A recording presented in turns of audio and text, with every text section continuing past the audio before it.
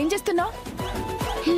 కేదార్కి తలలో పిచ్చి పిచ్చి ఆలోచనలు రాకుండా తలంటుతున్నాను.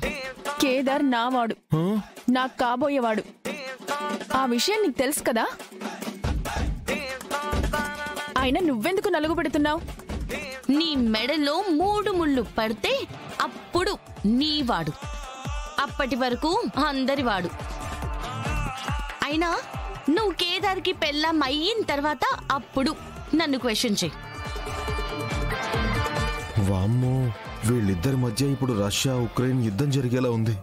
వెంటనే నేను ట్రంప్ మామని అవ్వాలి. మేఘనా, బాగా తలనొప్పిగా ఉంటే నేనే తలంటమన్నాను. నువ్వంటే అబ్బాయివి, సిగ్గు లేకుండా అడుగుతావు. జగదాత్రి అమ్మాయి కదా, తనకుండాలి కదా. సొంత మొగుడికి పెట్టినట్టు శ్రద్ధగా పెడుతుంది నలుగు. అసలు మీ ప్రాబ్లం ఏంటి? అసలు మీ ఇద్దరు ఎందుకు వచ్చారు? పని లేక అనుకున్నా. విన్నావా వైజయంతి, విన్నావా? ఏందమ్మి ఆ మాటలో? పెద్దంతరం చిన్నంతరం లేకుండా పెద్దోళ్ళు ఓ మాట అంటే గమ్మునుండబళ్ళా? ఇలా సడన్ గా ఎంట్రీ ఇచ్చారు, ఎనీ అర్జెంట్?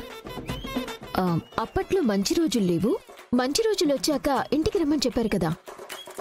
అందుకే శ్రావణ మాసం మొదలైంది కాబట్టి బామ్మ మేఘన వచ్చారు. నాకేం తెలీదు దాత్రి. అంతేకాదు కేదార్, రేపు శ్రావణ శుక్రవారం కదా, వరలక్ష్మి వ్రతం చేసుకుందామని వచ్చాను. నీకు భార్యగా నీలో సగ భాగం అవ్వడానికి కావలసిన అన్ని అర్హతలు నాకున్నాయని నీకు తెలిసేలా చేసి నీకు బాగా దగ్గరయ్యి కార్తీక మాసంలో గ్రాండ్ గా మన పెళ్లి ప్లాన్ చేద్దామని వచ్చాను. పనైపోయింది. ఇదిగో వైజయంతి, నా మనవరాలను చెప్పడం కాదు గాని చాలా ఫాస్ట్. ఏది చెప్పినా ఇట్టే గ్రహిస్తుంది. ఈ నెల రోజుల్లో నా మనవరాలికి భర్తను ఎలా చూసుకోవాలి, ఎలా ప్రేమించాలి అని ఫుల్గా ట్రైనింగ్ ఇచ్చేశాను. అయినా అవన్నీ ట్రైనింగ్ ఇస్తే రావు బామ్మగారు, మనసులో ఉండాలి. పిల్లికి ఎంత ట్రైనింగ్ ఇచ్చినా పుల్లవ్వదు కదా. ఈ అమ్మి మాటలేమి చెవికెక్కించుకోకండి. గబాల్నా ఓ మాట అనేస్తా ఉంటది. అంతేలే, అయినా ఇలాంటి వాళ్ళ మాటలు నేను అస్సలు పట్టించుకోను.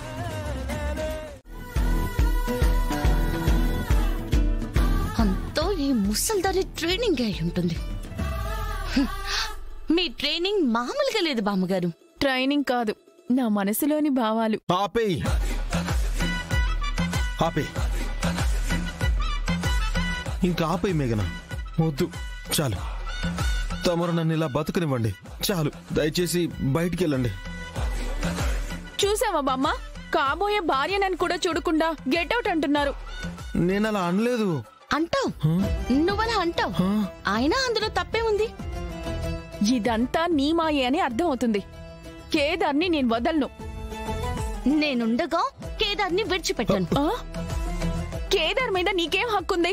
నీకంటే ఎక్కువే ఉంది. నాకంటే ముందు నీకు పరిచయం ఉంటే నీకు హక్కున్నట్టేనా? అవును, నాకే ఉంది. లేదు, నాకే ఉంది. నాకే ఉంది. అరే నావాడని చెప్తున్నాను కదా. నేను చెప్తున్నాను కదా. దాత్రి, నావాడు. నావాడు కాదు, నావాడు. చచ్చన్ రా దేవుడా. అయ్యో, మీ దుంపలు దగ్గర మనోడా. ఏమైంది మనోడా, ఏమైంది? నడుము పట్టేసింది బామ్మగారు. చేయొద్దు. నువ్వు చెయ్యి వదులు. నువ్వు వదులు. చచ్చన్ రా నాయనా. అయ్యో మనోడా, మనోడా. నడుము విరిగిపోయింది బామ్మగారు. మేఘనా, దాని సంగతి తర్వాతే, ముందు మనోడి సంగతి చూడవే. విలవిల్లాడిపోతున్నాడు. కేదార్, కేదార్, ఏమైంది? ఏమైంది కేదార్? ఇదిగో ఈ బాంబు రాయివే, రాయి. అయ్యో బామ్మగారు, పర్వాలేదులేండి. నీకేం తెలియదు మనోడా, నువ్వు ఊరుకో. మేఘనా, నువ్వు రాయవే. అలాగే. వద్దు, ఊరుకో కేదార్, రాయకుండా నొప్పిలా తగ్గుతుంది. వద్దు. అయ్యో నువ్వు ఉండు కేదార్. అబ్బా బామ్మ, ఇది పట్టుకో. అమ్మా, అబ్బా, అబ్బో అబ్బా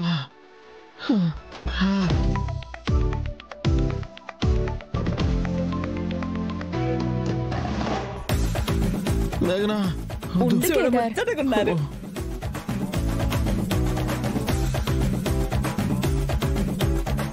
అబ్బా మొగుడు పెళ్ళాల్లాగా ఎంత ముచ్చటగా ఉన్నారో. అబ్బా నేను చూడలేకపోతున్నానమ్మా, నాకు సిగ్గేస్తుంది. ఊరి దీని ముసల్దాని వేషాలు చెప్తా.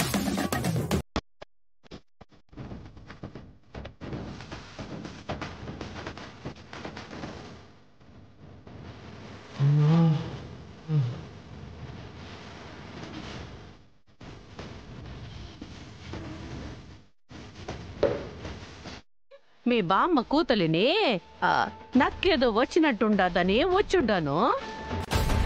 ఏమైంది? ఎందుకు అలా అరుస్తోంది బామ్మ? కింద పడి బామ్మకి నడుం విరిగినంత పనైంది.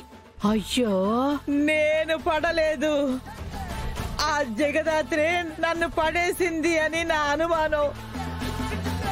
అమ్మో అసలు ఏమై ఉండాదో చెప్పమ్మీ. ఆ జగదాత్రి చేసి ఉండాదో లేదో నేను చెప్తాను. ఏమైందంటే